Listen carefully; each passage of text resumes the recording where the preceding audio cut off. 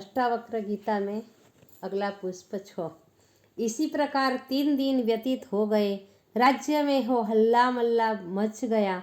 राज्य में अव्यवस्था होती देख कुछ मंत्रीगण राजा को ढूंढने के लिए निकले तो देखा जंगल में राजा घोड़े के एक रकाब में पांव दिए खड़े हैं। वह अष्टावक्र जी समीप ही बैठे हैं। दोनों मौन व शांत है। एक मंत्री ने राजा से कहा, महाराज 3 दिन हो गए, राज्य कार्य में अव्यवस्था हो रही है, अब आप पुनः राजधानी चलिए। इसी पर जनक ने कहा, अब कौन चले?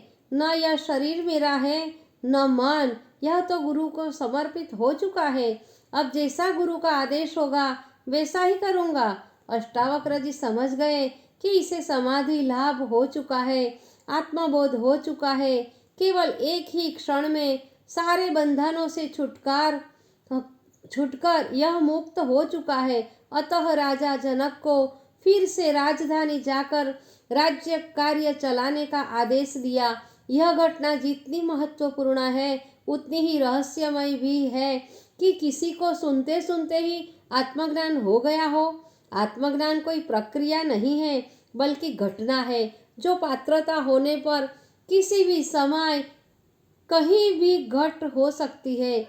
ज्ञान प्राप्ति के लिए विभिन्न निष्ठाएं हैं। योग क्रिया पर जोर देता है, कोई तंत्र समर्पण पर, किंतु सांख्य केवल बोध की ही बात करता है। सांख्य की मान्यता है कि आत्मा कहीं खोई नहीं है, वह तो उपलब्ध ही है, उसे पाना नहीं है, वह प्राप्त ही है, केवल विस्मृत हो गई है, उसे पुनः स्मृति में लाना है।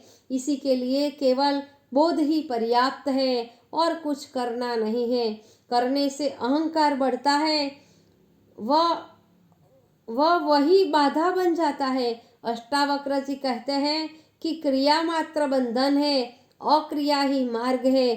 कुछ न करके अपने को खाली मात्र कर देना ही भरने की विधि है।